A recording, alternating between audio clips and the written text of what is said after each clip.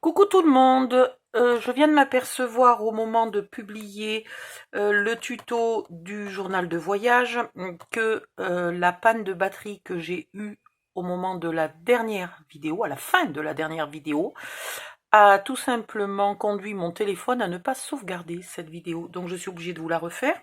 C'est la vidéo qui explique comment mettre l'élastique. Sachant que comme j'ai envisagé, enfin j'ai commencé à préparer le déménagement de ma scrap room dans une autre pièce, j'ai posé les choses n'importe où, n'importe comment, et je ne sais même plus où est ma boîte avec les perles et les élastiques. Voilà. Donc, quand j'ai voulu vous faire le tuto, j'avais perdu le bon élastique. Un élastique de 2 ou 3, un élastique rond de 2 ou 3 mm de diamètre suffit largement, sauf que je ne sais pas où je l'ai mis. Donc, j'ai pris des élastiques à cheveux. J'en ai pris 2 que j'ai coupés. Voilà.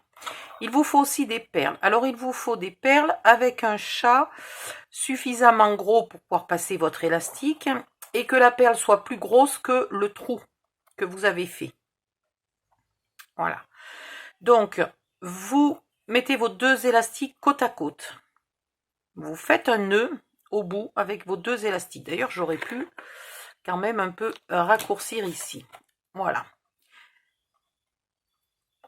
Vous passez une perle dans un des 2 élastiques, puis vous passez vos 2 élastiques dans votre trou, de l'intérieur vers l'extérieur. Voilà. Une fois que vous êtes à l'extérieur, sur l'élastique, sur le bout d'élastique qui a déjà une perle à l'intérieur, vous mettez une deuxième perle. Attention, pas une perle sur chaque élastique. Il faut que les 2 perles soient sur le même élastique. Puis, vous faites un test pour voir d'arriver à faire le tour de votre junk journal, de votre journal de voyage, pardon, c'est pas un junk journal, de votre journal de voyage, voilà, sans trop forcer non plus, et que ça soit un tout petit peu tendu quand il est fermé. Voilà. Lorsque vous avez défini la bonne longueur, vous refaites un nœud avec vos 2 élastiques. Et voilà, c'est fini. Si vous n'avez pas perdu votre élastique normal, votre rouleau d'élastique, vous en avez plusieurs mètres, vous faites à peu près la même chose. C'est-à-dire que vous passez votre élastique, alors là vous le passez depuis l'extérieur à ce moment-là, peu importe. Vous mettez une perle d'un côté, une perle de l'autre et votre élastique fait tout le tour, il est noué à l'intérieur et simplement à l'extérieur c'est un peu plus joli parce qu'il n'y a pas ce nœud-là.